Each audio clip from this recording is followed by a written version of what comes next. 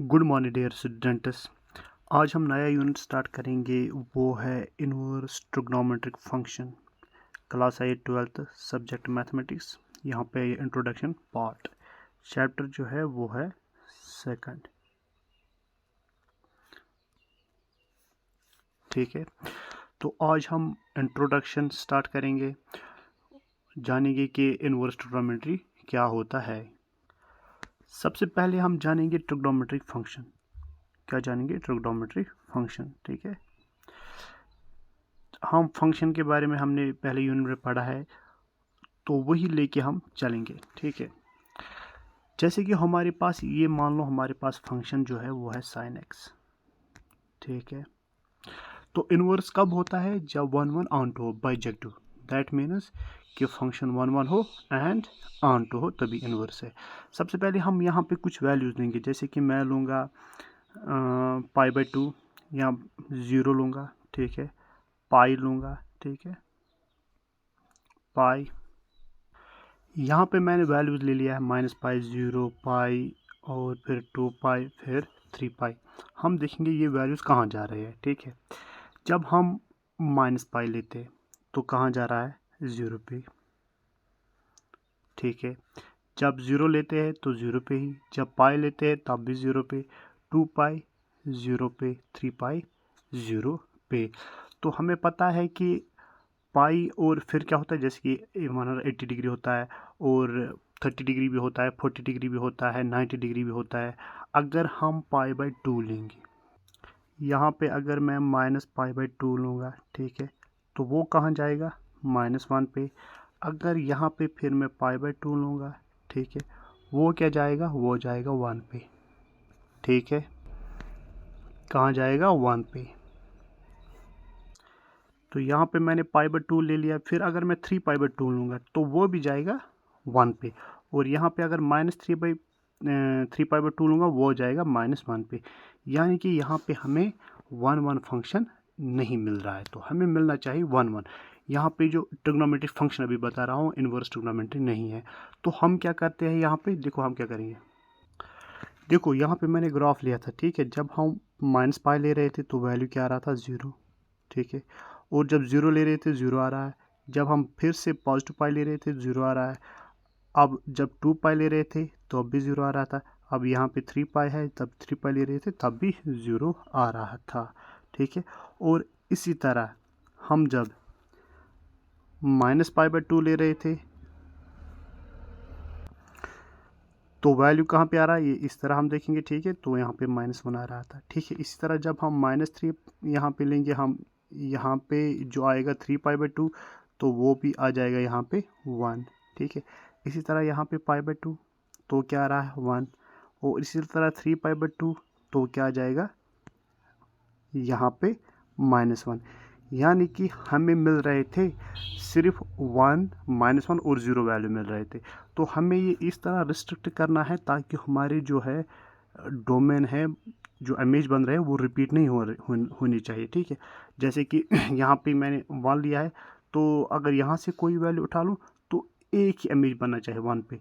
तो अगर कोई और ले लूँ तो वो 1 पे नहीं बनना चाहिए दोबारा। ठीक है, तो इसके लिए क्या करूँगा मैं? देखो, इसके लिए मैं यहाँ पे -π/2 लूँगा। ठीक है, तो ये कहाँ से? ये 1 से, और यहाँ से वैल्यू बढ़ते जा रहे बढ़ते जा रहे बढ़ते जा रहे, और यहाँ पे लूँगा ये है π/2। लेकिन अब मैं नीचे अगर जाऊँगा, लूँगा पाई, तो दैट मीन्स यहाँ पे ये वैल्यू रिपीट हो रही है। ठीक है, तो ये नहीं ले सकता हूँ, तो मैं रिस्ट्रिक्ट करूँगा ये वैल्यूज़। ठीक है, तो यहाँ से जब जाऊँगा तो माइनस से यहाँ तक आएगा। ठीक है, तो वैल्यूज़ डिफरेंट होंगे, यूनिक होंगे, और फिर यहाँ से यहाँ तक तो यूनिक होंगे। ठीक है, तो इसी तरह जब हम यहाँ पे क्या करेंगे, देखो, इसलिए मैंने ले लिया है -π/2 से π/2 तक। तो जब भी यहाँ से मैं वैल्यू लूँगा, ठीक है, जब भी लूँगा तो यहाँ पे मुझे एक ही इमेज मिलेगा। ठीक है, एक ही इमेज मिलेगा, और 0 लूँगा तो एक ही मिलेगा। और बीच में भी जो है, जो -30 डिग्री है, -60 डिग्री है, और यहाँ पे भी 30 डिग्री, 60 डिग्री, 45, दैट मीन्स एक ही इमेज मिलेगा। तो इस वजह से हमें यहाँ पे क्या मिलेगा? यहाँ पे मिलेगा हमें 1 1। ठीक है, अब ये था ट्रिग्नोमेट्रिक फंक्शन। अब इनवर्स क्या होता है वो समझाने की कोशिश करूँगा मैं। यहाँ पे मैं इन्वर्स बता लूँगा कि इन्वर्स बता रहा है कि यहाँ पे अगर हम कोई भी वैल्यू उठा लेंगे तो उसके लिए हमें प्री इमेज होना चाहिए यहाँ पे। जैसे कि इन अदर वर्ड्स में बताऊँगा, ये जो बन जाएगा ये बन जाएगा डोमेन, ये बन जाएगा को डोमेन, ठीक है। यानी कि अगर मैं रिवर्स कर दूँ इसका, ठीक है, रिवर्स यानी कि ये वैल्यूज़ यहाँ लेके जाऊँगा और ये वैल्यूज़ यहाँ पे लेके जाऊँगा। अब यहाँ पे हम क्या ढूंढेंगे, माइनस इन्वर्स, ठीक है। क्या ढूंढेंगे, साइन इन्वर्स ऑफ एक्स, ठीक है। जैसे कि अगर मैंने यहाँ पे -1 ले लिया, ठीक है, तो -1 कब होता है, जब साइन इन्वर्स -π/2 पे होगा, ठीक है। 0 तब होता है जब 0 पे ही होगा, और 1 का वैल्यू कब होता है, जब π/2 होता है। तो यहाँ पे ये 1 तभी बन सकता है जब हम ये रिस्ट्रिक्ट करेंगे, ठीक है। ये ग्राफ जो है ये हम रिस्ट्रिक्ट करेंगे यहाँ तक, ठीक है। तो यही जो है ये प्रिंसिपल वैल्यूज़ बन रहे हैं, ठीक है। तो प्रिंसिपल वैल्यूज़ कहाँ से कहाँ तक, π/2। अब यहाँ से भी हम ये भी ले सकते हैं, लेकिन यहाँ से यहाँ तक ही ले सकते हैं, ठीक है। तो रिस्ट्रिक्ट यहाँ तक ही कर सकते हैं हम, इस तरह ये पोर्शन ही ले सकते हैं। जैसे कि यहाँ पे हमने ये वाला पोर्शन ही ले लिया है, तो इसी तरह यहाँ से हम ये पोर्शन ले सकते हैं, या यहाँ से यहाँ तक ये पोर्शन ले सकते हैं। यहाँ पे ये 1/2 बनेगा, ठीक है। अब इन्वर्स ग्राफ कैसे होता है वो मैं दिखा देता हूँ, ठीक है। अब ये देखो, ये है साइन ऑफ एक्स, ठीक है। तो ग्राफ इस तरह जा रहा है, ठीक है। जब हम इन्वर्स लेते हैं तो ये जो ग्राफ है ये उल्टा होता जाएगा, यानी कि जो यहाँ पे मैंने π/2 -π/2 लिया है, पाई लिया है, 3π/2 लिया है, 0 ले लिया है, π/2, 3π/2, 5π/2, 2π। अब ये वैल्यू जो है ये इस पे वाई एक्सिस पे आएंगे, ठीक है। जैसे कि यहाँ पे आ गए, ठीक है, वाई एक्सिस पे। ये देखो 5π/2, 3π/2, 2π। तो ये नेगेटिव वाली ये पॉजिटिव वाली वैल्यू है और ये नेगेटिव वाली वैल्यू। तो इस तरह ये ग्राफ चेंज होता है, और जब हम इस तरह इससे मैच करेंगे तो ये एक तरीके का मिरर बन जाता है। मिरर कैसे बनेगा, जैसे कि यहाँ से फिर जब एक्स एक्सिस पे लेंगे तो इस तरह बन जाएगा, फिर इस तरह, ठीक है। इसी तरह यहाँ पे इस तरह बन जाएगा, फिर इस तरह, ठीक है, इस तरह। और ये जो बन रहा है ये बन रहा है इस तरह, और ये बन रहा है इस तरह, ठीक है, और ये बन रहा है इस तरह, ठीक है। तो यहाँ पे हमारे पास जो फंक्शन है वो क्या है, y sine inverse of x. तो डोमेन क्या रह जाता है, मैंने बताया कि इस तरह -1 से 1 तक, और कोडोमेन क्या रहता है, -π/2 से π/2 तक, ठीक है। तो इस तरह यहाँ पे डोमेन ये है, रेंज ये है। इस तरह आप बाकी सब पे भी देख सकते हो, कॉस पे भी, साइन पे भी, कोसेक पे भी, ठीक है। तो मैं यहाँ पे एक टेबल लेके आऊँगा, उसमें मैं सारे वैल्यूज दिखाऊंगा। यहाँ पे मैंने टेबल ले लिया है, ठीक है। सबसे पहले मैंने साइन एक्स ले लिया है, ठीक है। और sine inverse of x domain क्या है, -1 से 1 तक, ठीक है, क्लोज्ड है, ठीक है। यहाँ पे खास क्या रखना है, ये क्लोज्ड है। अब अभी मैं बताऊंगा ये क्लोज्ड वैसे तो 11th में पढ़ा होगा, लेकिन मैं दोबारा रिपीट करूंगा। तो रेंज कहाँ से जाएगा, -π/2 से +π/2 तक, ठीक है। π/2 से माइनस वाला है, ये है π/2 प्लस, ठीक है, यहाँ तक जाएगा। इसी तरह cos x, तो cos इनवर्स ऑफ x वो क्या है, वो भी है -1, 1, ठीक है, क्लोज्ड ब्रैकेट है, ठीक है। और ये से 0 से π/2 तक, क्योंकि जब हम ग्राफ बना लेते हैं साइन x का तो वैल्यू जो है वो यहाँ से इस तरह जाता है, ठीक है, इस तरह, ठीक है। तो इस तरह ये जाता है, तो तभी हम लेते हैं कौन सा पोर्शन, इस तरह है ये, ठीक है। यहाँ लेंगे यहाँ से यहाँ तक, ठीक है, यहाँ लेंगे यहाँ से यहाँ तक। तो इसी तरह तभी हम बोलते हैं क्या, 0 से यहाँ पे 0 है और यहाँ पे पाई है, तो यहाँ तक लेते हैं, ठीक है। इस तरह मैंने बता दिया, तो मैंने इस तरह डाल दिया, ठीक है, और इस तरह, ठीक है। तो पाई की वैल्यू यहाँ पे 0 है, 1 है, ठीक है, और यहाँ पे 1 है, ठीक है। सॉरी, पाई की नहीं, 0 की वैल्यू यहाँ पे, ठीक है। जब cos आप 0 लेते हैं तो 1 आ जाता है।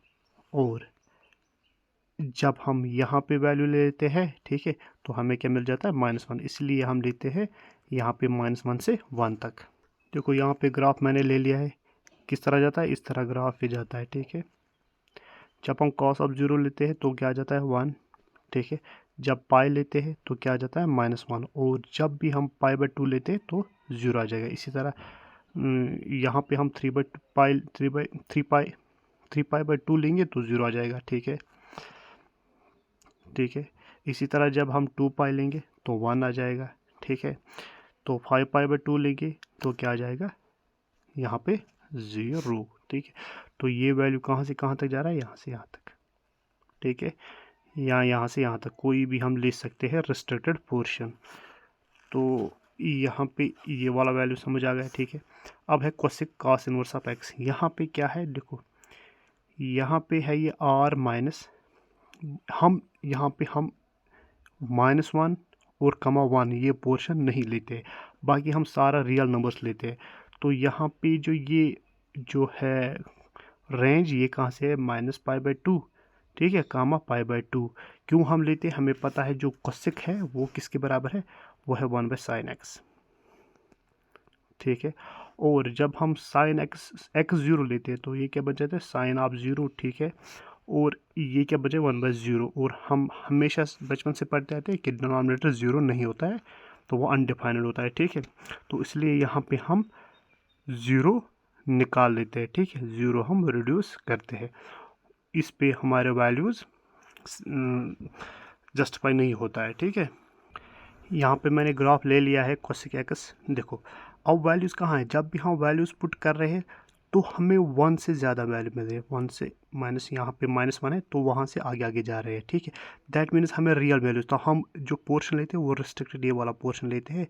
और कौन सा पोर्शन लेते हैं, ये वाला रिस्ट्रिक्टेड पोर्शन। तो हमें सारे रियल नंबर्स मिल रहे हैं। लेकिन ये वाला जो है, एक तो -1 और +1, ठीक है, -1 यहाँ पे है और +1 यहाँ पे है, ये वाला पोर्शन हम नहीं लेते हैं, ठीक है, इसमें हम एलिमिनेट करते हैं। तो इसके बिना पे हमें मिलता है जो कोसेक इनवर्स है, उसमें डोमेन और कोडोमेन मिलता है, यानी कि रेंज। इसी तरह है सेक इनवर्स, हम इसमें भी r माइनस, इसमें एलिमिनेट क्या करते हैं, जो वैल्यूज़ आ जाते हैं -1 से 1 तक। लेकिन ये जो -1 और 1 है ये इंक्लूड है, सॉरी मैं उसमें बताना भूल गया, लेकिन ये इंक्लूड है। जैसे कि मैं दिखा दूंगा यहाँ पे, देखो यहाँ पे जो ये 1 है ये इंक्लूड है, ठीक है, और -1 भी इंक्लूड है। लेकिन उसके बीच में जितने भी नंबर है -1 से 1 तक, वो इंक्लूडेड नहीं है, ठीक है। और ये तो पता ही है कि रेंज जो जा रहा है वो जाएगा 0, से -π/2, क्योंकि हमें पता है जब हम 1/cos ऑफ x लेते हैं तो π/2 पे ये क्या होता है, cos ऑफ x 0, तो यहाँ पे भी डिफाइन नहीं है, इसलिए हम एलिमिनेट करते हैं -π/2। इसी तरह tan ऑफ x, उसमें सारे रियल नंबर्स, और ये कहाँ से जाता है, -π/2 से π/2 तक। जैसे कि मैंने यहाँ पे लिया है, देखो ये जो है ये कहाँ से जा रहा है, देखो यहाँ से यहाँ तक सारे नेगेटिव नंबर्स आ रहे हैं, ठीक है। तो डेसिमल भी, रेशनल भी, इरेशनल भी, और यहाँ से यहाँ तक tan फंक्शन है, ठीक है, ये वाला, ठीक है। अब यहाँ पे लेकिन ये जो -π/2 है, इस पे ये डिफाइनड नहीं है, ठीक है, और ना ही π/2। हमें पता है tan होता है sin x/cos x, और cos x जो है π/2 पे 0 होता है, तो वहाँ पे डिफाइन नहीं है। अब इनवर्स जब लेंगे तो इस तरह का ग्राफ बन जाता है, ठीक है, इस तरह का ग्राफ बन जाता है। तो सारे नंबर्स मिलते हैं, रियल नंबर्स, लेकिन एक्सेप्ट क्या है, -π/2 और π/2 पे, ठीक है। यहाँ पे हमें ये सेटिस्फाई नहीं होता है, हमें वैल्यूज़ नहीं मिलते हैं, तभी यहाँ पे है -π/2 और -1 और 1, -1 और 1 जो है वो एलिमिनेट है, ठीक है, यहाँ पे है, ठीक है। सॉरी यहाँ पे सारे रियल नंबर्स तो सारे हैं, ठीक है, हमें सारे रियल नंबर्स मिल रहे हैं इसमें tan ऑफ x में। और कहाँ से है ये, π/2 से π/2, यहाँ पे ये ओपन ब्रैकेट्स है, ठीक है। तो दैट मीन्स -π/2 और π/2 पे ये डिफाइनड नहीं है, वो वैल्यूज़ नहीं लेने हैं, लेकिन इसके बीच में जितने भी वैल्यूज़ हैं वो लेने हैं। इसी तरह cot of x, cot inverse of x, वो भी r है और 0 से π तक है। ठीक है। सिंपली अब शॉर्ट में बता दूंगा कि हमारे पास अब इनवर्स ट्रिग्नोमेट्रिक फंक्शन क्या होता है। तो इनवर्स के लिए हमें क्या होना चाहिए, एक तो 1 1 और ऑन टू होना चाहिए, यानी कि बाइजेक्टिव। ठीक है। तो यहाँ पे हमें वो रेडियंस नहीं होते, यहाँ पे सिंपली हमें -1 से 1 तक, जैसे कि हम साइन वाला लेते हैं। ठीक है, ये साइन केस के लिए है। ठीक है, साइन एक्स। तो यहाँ पे क्या होगा, -π/2। ठीक है, जैसे कि मैं सिंपली लिखूँगा इस तरीके से, यहाँ पे -90 डिग्री होगा, -90 डिग्री। ठीक है, और -30 डिग्री भी होगा। ठीक है, यानी कि है ये 89 डिग्री भी होगा। ठीक है, और 79 भी डिग्री होगा। ठीक है, बहुत सारे होंगे। ठीक है, इसी तरह यहाँ पे फिर 0, फिर 45 डिग्री। ठीक है, 30 डिग्री, 9 डिग्री, यहाँ तक। ठीक है, तो यहाँ पे अगर हम कोई भी वैल्यू लेंगे या यहाँ से, ठीक है, यहाँ से हर एक अगर मैं डिग्री लूँगा तो उसके लिए यहाँ पे कोई ना कोई वैल्यू अवेलेबल होना चाहिए। ठीक है, जैसे हम फंक्शंस लेते थे, यहाँ से वैल्यू ले लेते और देखते यहाँ पे कोई डिग्री अवेलेबल है या नहीं। ठीक है, इस तरह 0 लेते थे तो हमें पता था 0 पे ही 0 मिलता था साइन का, इस तरह 1 पे हम 90 मिलते थे। तो हर एक वैल्यू हमारे पास अवेलेबल होता है, तो ये हम रेस्ट्रिक्ट कर लेते हैं -1 से 1 तक। ये तो है ही -1 से 1 तक, लेकिन ये वाला पोर्शन हम रेस्ट्रिक्ट करते हैं ताकि हमारा ये बन जाएगा रेंज बन जाएगा। ये रेस्ट्रिक्टेड हम करेंगे, हमें 1 1 ऑन टू फंक्शन मिलेगा। तो इसी बेस पे है सारा यूनिट। आई होप कि समझ आया होगा, मैंने कोशिश बहुत कर ली इस पे समझाने की। तो थैंक यू। तो आई होप समझ आया होगा। Thank you.